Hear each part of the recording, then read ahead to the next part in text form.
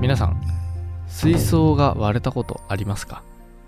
どうも、カペラです。水槽が割れると大量の水が床に流れ出て、周りのものとか電気系統に被害を及ぼす可能性があります。このような緊急事態に遭遇した場合、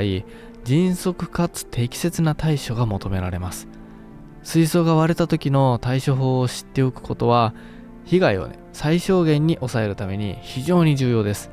それと同時に次の水槽を作るためのバックアップもしないといけません。この動画を見ると、そういった緊急事態でも落ち着いて、行動ができるようになりますので、ぜひ参考にしてください。それでは水槽が割れた時の対処法をここに、8つ挙げました。まず1つ目はコンセントを抜くことです。特に栄養素がたっぷりある水槽のお水は真水より電気を通しやすいです。特に濡れたコンセント本体、それに触るのは非常に危険です。コンセントに直接触れないように気をつけましょう。家庭内のブレーカーを直接落とすか、あと分岐の根元、コンセントの根元の方から引き抜くことができれば一番安全なんですが、この作業は危険なので非常に慎重に行ってください。2つ目は水を抜くことです。水槽が割れた場合はまず水を抜く必要があります。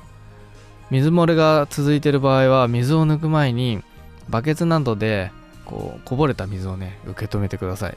これによって回収できる水を確保して次の水槽に再利用することができます。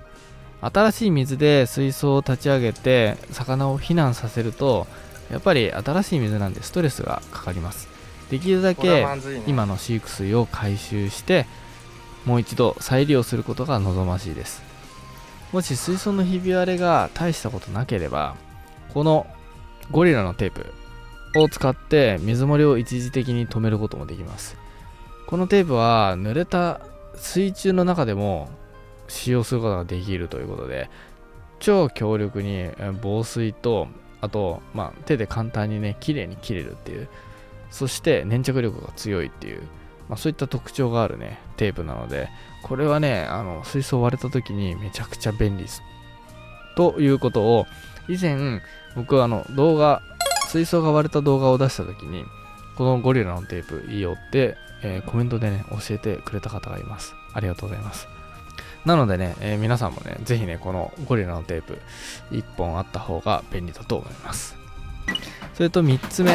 つ目はレイアウトを崩すことです。大切な水草を移動させます。あとヤマトヌマエビとか小さなシュリンプとかそういった小魚とかは非常に回収が難しいんですよ。生態を避難させるっていうことを前提に考えると、レイアウトが非常に邪魔なんですよね。流木だったり石だったり、もう本当に魚とかエビがすぐ影に隠れてしまうので、そういったレイアウトを一切取り出して、で魚たちを救出しやすいようにまずはレイアウトを崩してください。4つ目は生態を避難させることです。水槽が割れた場合、まずは生態を避難させることが最優先です。新しい水槽とかバケツとか容器を用意して生態を移動させましょう。この時にレイアウトが結構邪魔をするんですよね。で、水が結構たくさん残ってたりしたら、もう魚が逃げ回って本当に捕まえるのが大変なんで、水を抜くこととレイアウトを崩すことっていうのは結構大事だったりします。で、生態の移動が完了したら、ここから床を掃除するが始まります。タオルで水を吸って、で絞ってっていうのを繰り返して、とにかく、床に水が残らないようにきれいに拭き取ります。で、この時注意したいのがガラスの破片ですね。ガラスの破片には非常に注意が必要です。だいたい床がびしょびしょなので、裸足で行ったりする方って家の中ですから多いと思うんですよ。でもこの時にガラスの破片を踏んでしまって足が切れるっていう恐れがあるんで、ぜひサンダルを履くとか、そういった対策をした方がいいです。靴下とかにガラスの破片とかが刺さっちゃって、でずっとくっついたままその辺歩き回ると、ガラスの破片を飛び散らしたり、もうたくさん足にぶっ刺さったりするんで、本当に、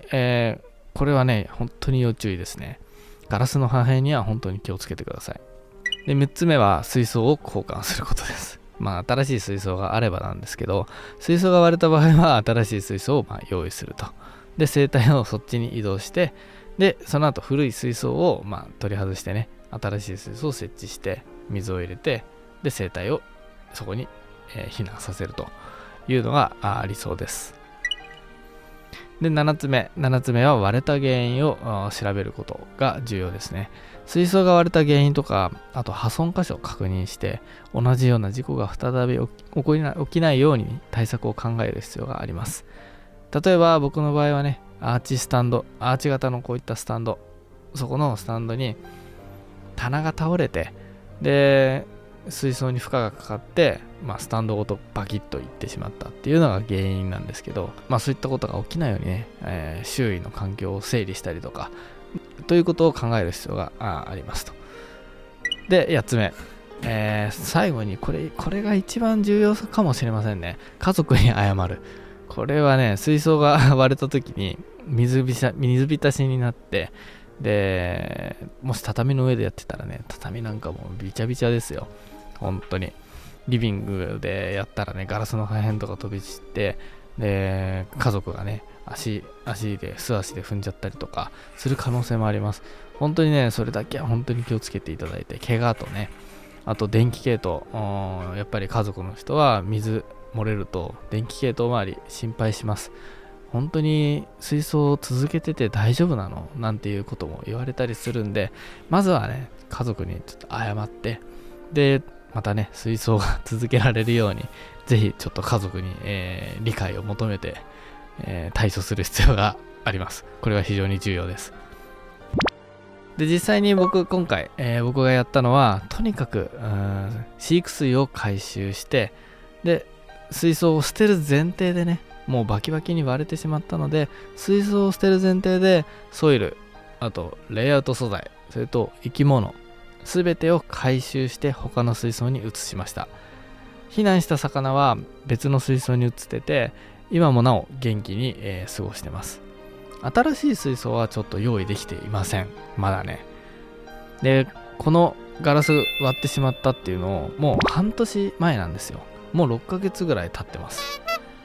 で、その間、魚は別の水槽に移動してるんですけど、水草、これもね、また植える水槽がないんですよね。なので、タッパーに入ってます。タッパーに入れっぱなしになってます。これが半年経ってどんな感じになってるのか、腐ってるのか、はたまた元気に育ってるのか、それを次回見ていきたいと思います。それではまた別の動画でお会いしましょう。バイバイ。これはまずいね。